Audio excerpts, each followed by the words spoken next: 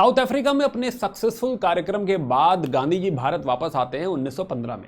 अब इस समय उनके जो पॉलिटिकल गुरु हैं गोपाल कृष्ण गोखले, उन्होंने उनको हिदायत दी थी कि भाई आपको 20 साल हो चुके हैं भारत से गए हुए, और इसके पहले कि आप आज़ादी की लड़ाई में कूदें आपको भारत के बारे में पता होना चाहिए, राइट है ना। तो इससे पहले आप जो है भारत दर्शन करिए, लोगों से मिलिए, लीडर से मिलिए, घूमिए, समझिए कि भाई यहाँ की फिलॉसफी कितनी चेंज हो चुकी है, लोग कितने चेंज हो चुके हैं, क्या चाह रहे हैं और क्या हो सकता है।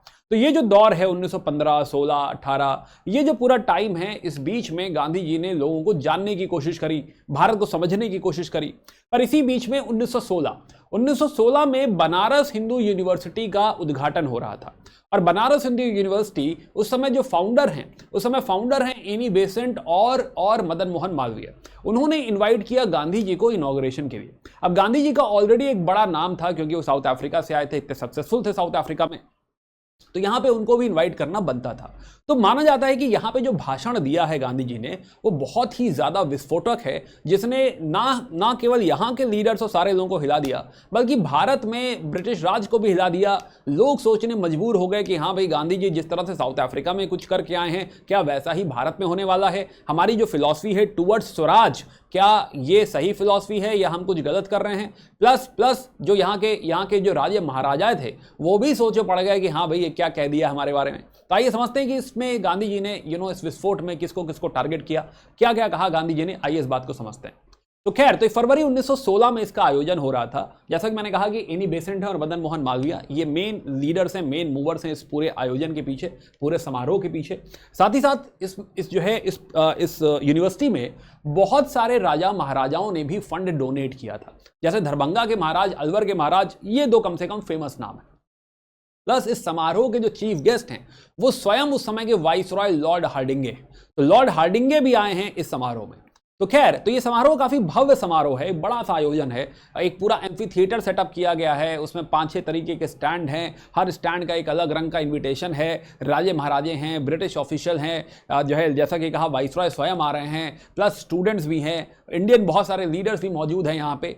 तो ये जो आयोजन है काफी ही भव्य है। इनफैक्ट यहाँ पर बहुत सारे CID ऑफिसर ही मौजूद हैं, क्योंकि ये जो समय चल रहा है 1915, इस समय वर्ल्ड वॉर चल रही है, पहला जो है विश्व युद्ध चल रहा है। और अभी रिसेंटली जो है गदर पार्टी ने क्रांति करने की कोशिश भी करी है, राइट है ना। तो यहाँ तो जो है कहीं ना कहीं माहौल थोड़ा सा यहाँ पे डिस्ट्रस्ट का माहौल है। और जो CID के जो ऑफिसर हैं, ये नोट डाउन कर रहे हैं कि कौन क्या कह रहा है, कहीं कोई सेडिशन तो नहीं कर रहा है, देशद्रोह तो नहीं कर रहा, सरकार के खिलाफ तो कोई कुछ नहीं बोल रहा। तो इस तरह का थोड़ा सा डर का माहौल भी आप कह सकते हैं कि यहाँ पे है। सिक्योरिटी है, खासा सिक्योरिटी यहाँ पर मौजूद है कि भाई जो है सेफ्टी इंपॉर्टेंट है। स्वयं वाइसरॉय हार्डिंगे यहाँ पर आए हुए हैं। एक और बात, 1912 में वाइसरॉय हार्डिंगे के ऊपर जो है एक असैसिनेशन अटेम्प्ट भी हो चुका है, जिसमें स्वयं रास बिहारी बोस भी इन्वॉल्व थे। पर ये फिलहाल कभी और बात करेंगे।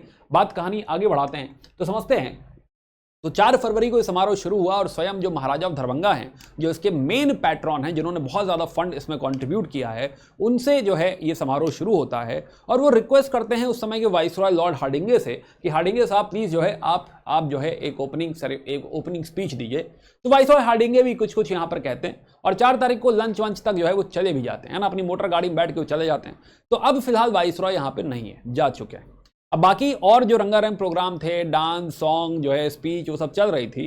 फिलहाल 6 फरवरी को स्वयं एनी बेसेंट एक स्पीच देती हैं, जिसमें वो बात करती हैं कि भाई जो यूनिवर्सिटी है वो कैसे स्टूडेंट्स का या हमारे समाज का कैरेक्टर बिल्ड करती है। इस पे उन्होंने एक भाषण दिया, और उसके बाद उन्होंने इन्वाइट किया गांधी जी को। नाउ अब गांधी जी क्या बोलने वाले हैं कहीं नहीं लिखा था, है ना, गांधी जी से पूछा भी नहीं गया था। यहाँ पे कहीं ना कहीं अंडरस्टूड था कि अगर गांधी जी आए हैं तो बात करेंगे अपने साउथ अफ्रीकन एक्सपीरियंस की, बताएंगे भाई कैसी रही जर्नी, ये सब थोड़ा ज्ञान देंगे, ऐसा करके इनके बारे में सोचा जा रहा था। तो किसी ने पूछा भी नहीं था कि हाँ क्या बोलने वाले हैं आप। अब ऐसे में गांधी जी को मिल गया स्टेज, है ना, उनको मिल गया माइक।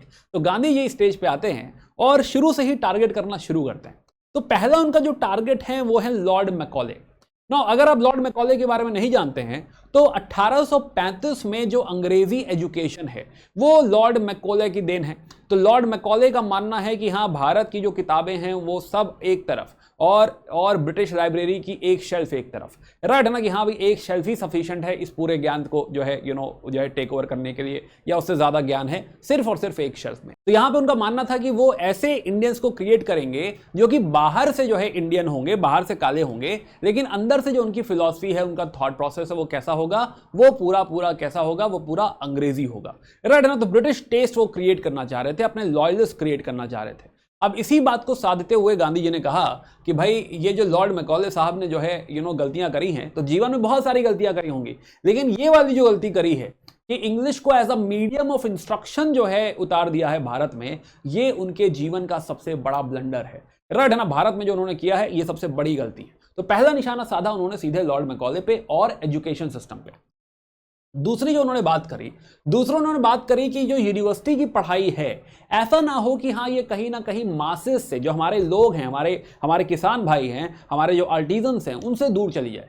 कहीं ना कहीं अगर आप स्वराज चाहते हैं या देश को मोक्ष की तरफ लेना चाहते हैं, देश की जो है उत्थान चाहते हैं, तो इन दैट केस बहुत जरूरी है कि जो हमारा किसान है, हमारे जो आर्टिजन है, वो प्रॉस्पर करें, राइट। उनकी जो है 2 वक्त की रोटी जो है गारंटीड हो, उनके तन के कपड़े गारंटीड हो। अगर हमने उनको नहीं समझा, अगर उनको साथ लेके नहीं चले, तो ये यूनिवर्सिटी की पढ़ाई हमें कहीं नहीं ले जाने वाली, और ये यूनिवर्सिटी की पढ़ाई हमको नहीं हेल्प करेगी।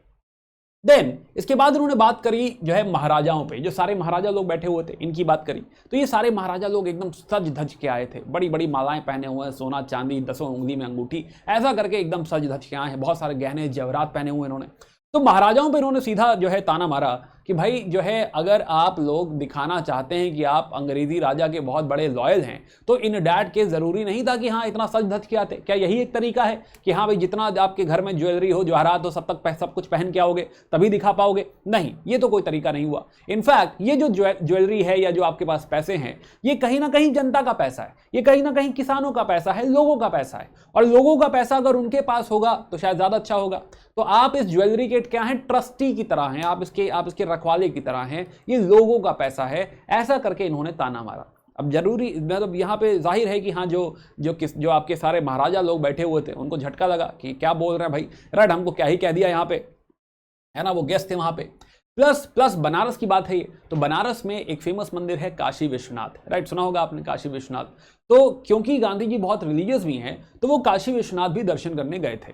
तो जब वो काशी विश्वनाथ दर्शन करने गए तो उन्होंने देखा कि वहां की गलियां काफी तंग हैं, गंदी भी हैं, मंदिर का रख रखाव भी उनको सही नहीं लगा, और उन्होंने उसके ऊपर भी बात उठाई कि भाई ये जो मंदिर हैं हमारे, है ना, हमारे जो है देश में जो मंदिर हैं, कहीं ना कहीं हमारे कैरेक्टर का प्रतिबिंब है। अगर हम इसको नहीं साफ रख पा रहे हैं, अगर हम अपने घर का मंदिर नहीं साफ रख पा रहे हैं, तो इन डैट केस कैसे स्वराज की हम बात कर रहे हैं, कैसे हम भारत पर रूल करने की बात कर रहे हैं? तो ये तो सेंस ही नहीं बन रहा है। तो इन्होंने इसके ऊपर भी आवाज उठाई, इसके ऊपर भी आवाज उठाई।